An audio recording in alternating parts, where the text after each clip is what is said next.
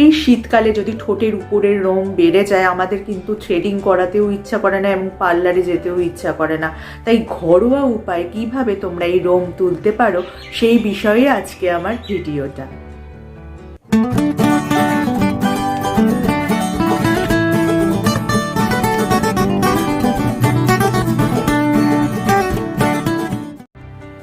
Hello friends, welcome back to my channel. আমার সব বন্ধুরা কেমন আছো? নিশ্চয়ই ভালো আছো। এই ঠান্ডায় সবচেয়ে বেশি কষ্ট হলো পার্লারে গিয়ে রোম তোলা।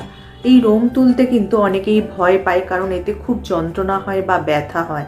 আর এই শীতকালে কি হয়, আমাদের ত্বকের আর্দ্রতা যেহেতু কমে যায়, তাই কষ্ট আরও তীব্র হয়। অনেকে তো আবার থ্রেডিংয়ে শরণাপন্ন হয়।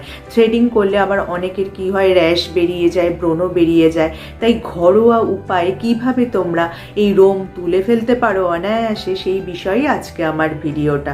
চলো তাহলে উপায়গুলো দেখে নিই।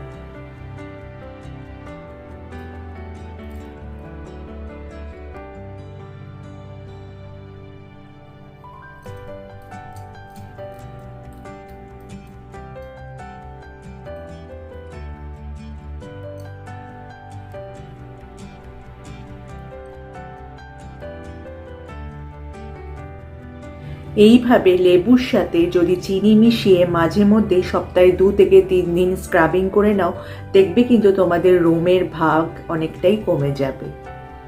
এই ওটমিল তো আমরা অনেকেই ব্রেকফাস্টে খেয়ে থাকি। ওটমিলের সঙ্গে যদি একটু পাকা কলা চটকে নাও এবং সেই মিশ্রণটা যদি ঠোঁটের উপরে লাগিয়ে রাখো এবং মিনিট 15 অপেক্ষা করার পর হাত দিয়ে একটু ঘষে নাও, দেখবে তোমাদের রোমের ভাগ যেমন কমেছে, তার পাশাপাশি কিন্তু সেই জায়গায় ডেড সেলও রিমুভ হয়ে গেছে এবং সেই জায়গায় চামড়াটাও আগের থেকে অনেক বেশি উজ্জ্বল হয়েছে। দেখো, এখানে আমি কাঁচা দুধের সাথে একটু হলুদ মিশিয়ে নিয়েছি, তবে তোমরা খেয়াল রাখবে এই মিশ্রণটি যেন পাতলা না হয়ে যায়। এবার ধরো যেখানে তোমরা রোম তুলতে চাও বা ঠোঁটের উপরে এইভাবে লাগিয়ে রাখবে।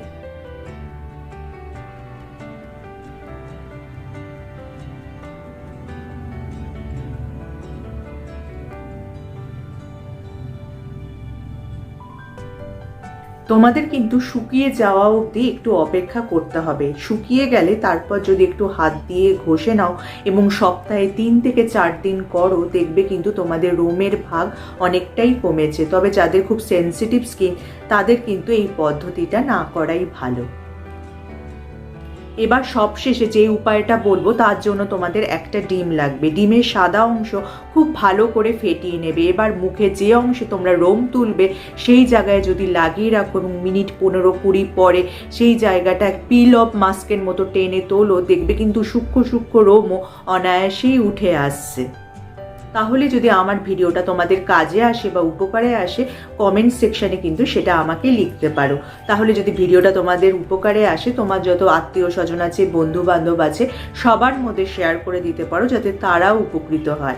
আর যারা আমার এই চ্যানেলটা প্রথম দেখছো, চ্যানেলটাকে অবশ্যই সাবস্ক্রাইব করে নিও এরকম উপযোগী ভিডিও আরও দেখার জন্য। তার পাশে যে বেল আইকনটা আছে, ওটা প্রেস করে অন করে দিও, যার ফলে যখনই আমি ভিডিও আপলোড করব, নোটিফিকেশন তোমাদের কাছে পৌঁছে যাবে। আজ তাহলে আসি, আবার দেখা হবে আগামী পর্বে।